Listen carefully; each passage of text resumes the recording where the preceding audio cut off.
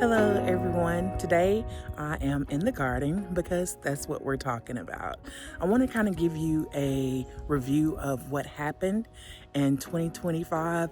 So, as we go into 2026, you'll have a better vision of where we've been and where we're going.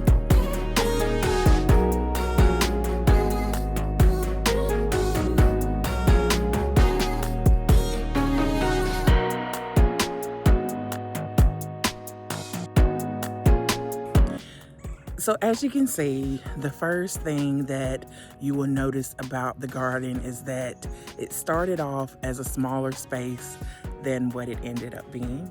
It started off at a space that was about 12 by 24, and eventually it ended up being, I think it was about 20 by 72.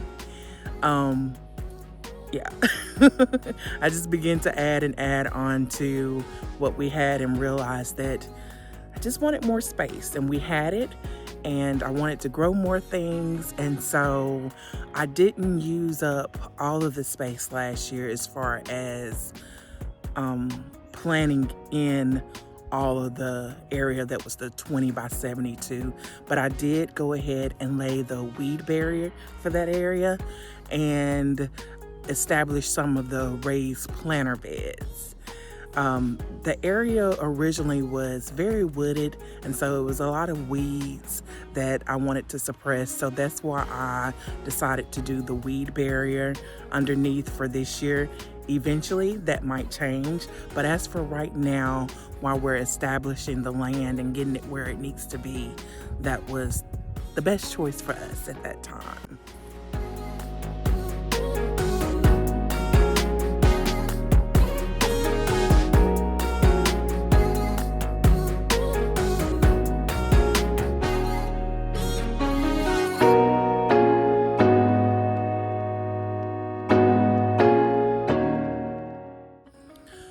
So let's talk about the onions and the potatoes. Starting off with the onions for the 2025 year, they did okay. I started them a little later than I should have for a bulbing onion, and so they didn't get as big as they could have if I had started them the previous fall. But they did grow. I did get some decent size and was able to use them. And it was my first time growing an onion, and the flavor of it was so much more better and intense than anything I would have gotten from the grocery store. So it is something that I am planning to do for my 2026 fall garden as well. For 2025, I grew 3 different types of potatoes. The Yukon Gold variety, I grew a red variety, and also a russet type. The Yukon Gold and the red potatoes did the best, and I got a pretty good harvest out of those. The russet didn't get as big as I desired them to be. And when I read the description for that type, it was saying that it was, should have gotten a nice size. And so what I want to do, I was growing them in grow bags for the 2025 year. So I am going to grow them differently this year in a different container in hopes that more area will give them room to grow and get a better harvest. But overall, the harvest for 2025, the red potatoes and the Yukon Gold did the best.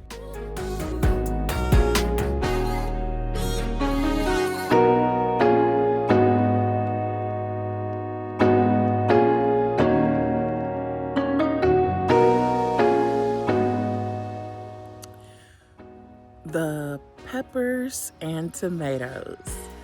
So for 2025, I grew a type of bell pepper, a poblano pepper, and I think I did a cayenne for 2025. and they just did okay. The bell peppers did better than the other two. I didn't get as many cayenne peppers as I had hoped. We like a lot of peppers here, so they just did okay. And I bought the green peppers from a big box store, and so I'm going to be trying those from seed this year in hopes that I just get a better harvest, because we use a lot of peppers. So I want to hopefully we'll get more peppers this year than I did last year.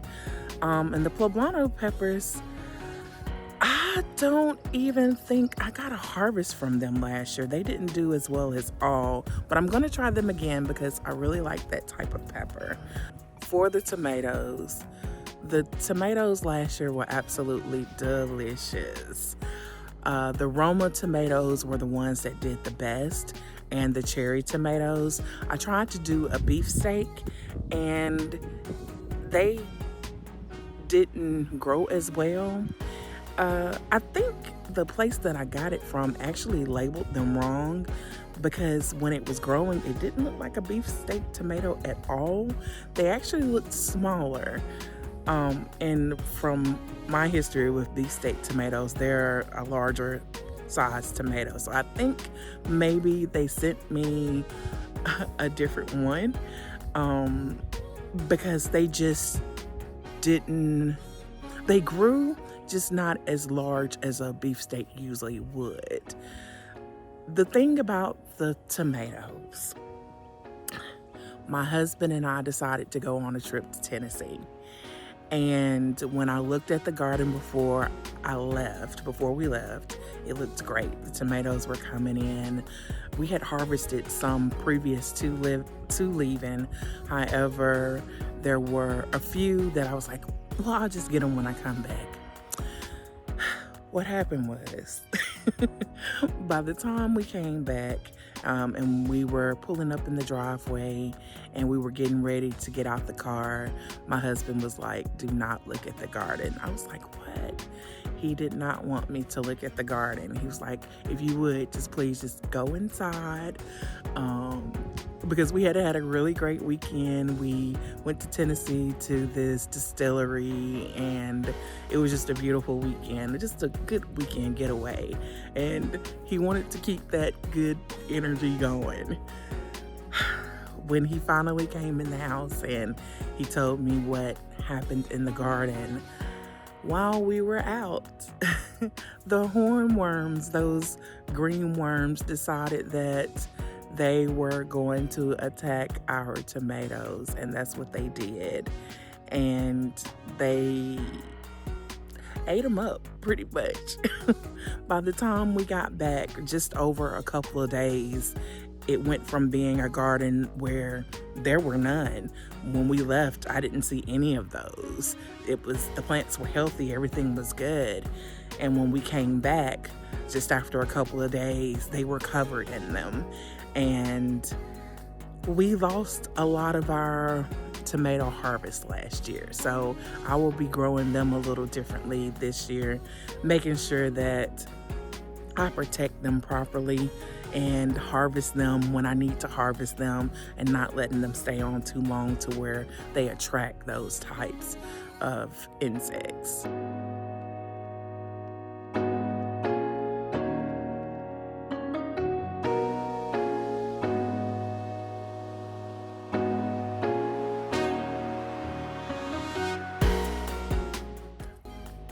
Which brings us to sweet potatoes. The sweet potatoes, I didn't realize how good they were going to grow. And I only got 12 plants because this was my first garden and I didn't know how well they were going to do. And they were amazing. I did the Covington variety, and I got some really nice size sweet potatoes. I'm going to do more than that this year, so that we will have more that we can keep and have throughout the rest of the year. But what I found out about this area is that sweet potatoes do very, very well. We are in Alabama, and this part that we're in zone 8B. And so we get pretty good heat, pretty good humidity, and it's the type of temperature, the type of environment that the sweet potatoes really, really like and they thrive in. And so I'm going to do more of those this year because they did amazing last year. And I am hoping and believing that we're going to have a great harvest for 2026 as well.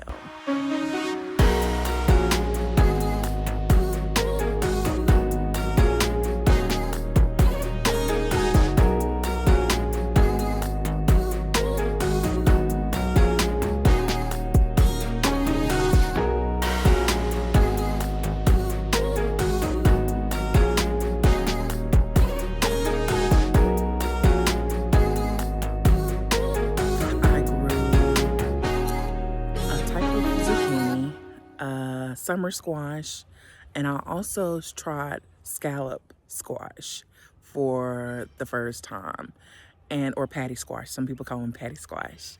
And the zucchini did very, very well. And I realized with them, I just need to make sure that I give them more room because they do have a lot of leaves. They grow pretty big. They need the room and the space so they can have the airflow that is needed, especially here in Alabama where there is high humidity, in order for them to continue to do well. We need to make sure we space them out properly. And so the zucchini did very well last year in 2025. The patty squash, the scallop squash, they did very well. The yellow squash that I had only did okay. I really didn't get a big harvest out of them like I had expected to and hoped to because we really, really love a good summer squash and a zucchini. And so we're going to try them again this year and hope that we have a better harvest of those. One thing that I did realize is that I don't really care for scallop squash myself. It might be something that you enjoy, but as for me, is not a squash I'm as fond of. And so this year, in place of my patty squash, I will be doing a spaghetti squash because I love those. We like squash, but that's just not one of the ones that I tried it. And I like to try things, and it's not one that I will try again. They grow very well here. It's just not a flavor or texture that I really care for. My husband didn't mind them as much as I did, but yeah, I won't be growing them this year. But as far as how they did well.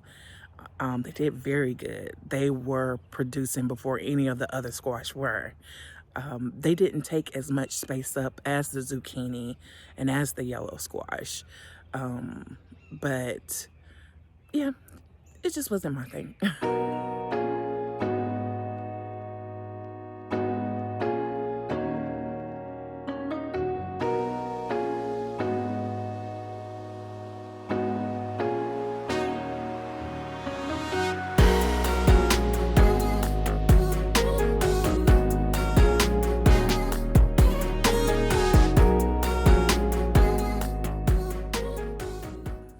In 2025, I also wanted to focus on establishing the herb garden. I use a lot of herbs in cooking, and I also drink a lot of tea, so I wanted to try growing some things that I could use as tea in my teas. And so I grew mint last year, rosemary, oregano, cilantro, parsley. I want to make sure basil and lemon balm. And they did really good here. And I didn't realize how big some of them really get. The oregano really was productive, and I was able to get a really large harvest off of it, as well as all of the other ones as well. So I look forward to adding to the herb garden this year, the herb tea garden, I guess this year. Last year, the type of strawberries that I grew were a type of everbearing strawberry, and I probably should have established them the fall prior to the season so they could have, because I used the bare root and they did pretty good. I was able to my surprise, to harvest from them, but the harvest wasn't as big. And so I did something a little different for the 2026, and I'm hoping to have a better harvest for it. I got some June bearing as well to add to the everbearing because we eat a lot of strawberries. We love strawberries here, and it's something that we eat fresh, but we also like to put in our smoothies and things like that. So the strawberries did very well. However, I think I could have probably started them in the fall prior to that season in order for the roots to establish more and to get a better harvest. So I'm looking forward to what they do this year. I also grew a couple of watermelon for the 2025 year, and I did not have success with those. It wasn't successful at all. I did some smaller, I did the Sugar Baby, and I did another small one, and I tried one crimson watermelon, the really big ones, and it just was not, it didn't work. I, I couldn't get them to work. Watermelon is something that usually here in Alabama, you have some farmers that do really well with them. For some reason, I'm going to have to look more into watermelon, and I'm going to try the smaller ones again this year, and just see if I can just get some really good small watermelons first. And then maybe in 2027, try a larger watermelon just to see if I could be successful with something, one of the watermelons. But the ones that we did get, they were super, super small. It's nothing that you could really, we cut them just to see, and you saw the picture, but they didn't do well at all. I am going to trellis them this year, and maybe they'll do better if I trellis them, and we'll see what happens.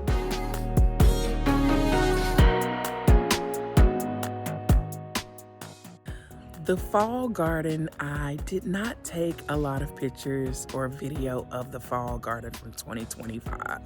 But one thing that I did realize is that I like fall gardening. And so for the 2026 year, I plan on doing more of the fall gardening. Let's see, in 2025, I grew spinach, carrots, a couple of different varieties of kale. I did some butter lettuce, some collards, and I just wanted to do a small fall garden, and so that's all I did for the fall. I was gonna start some garlic and some onions, but the garlic, I had bought some seeds, some seeding garlic, and when I received, they were not a good product. And so I didn't start any garlic. But what I did grow did very well. So for 2026, I am going to focus on my fall garden more and do more, because we eat a lot of greens. Well, I eat a lot of greens, whether it's kale or spinach. I'm eating something green every single day. I like greens. And so I want to get to where everything in our garden, mostly everything that we need that is produce, eventually we want to get to where we don't have to buy anything from the grocery store. Right now we kind of supplement as we need different things, but the kale that I was able to grow was better than anything that I had ever had at any grocery store. And so I really want to do more of that because it was amazing. Overall, the 2025 garden was an experience. I learned a lot. There were things that were successful, there were things that were not as successful, but through it all, it was an experience that I learned from, that I will be able to take through this coming season and do even better. All right, so that is it. That was our 2025 garden. Until next time, peace and love, everyone.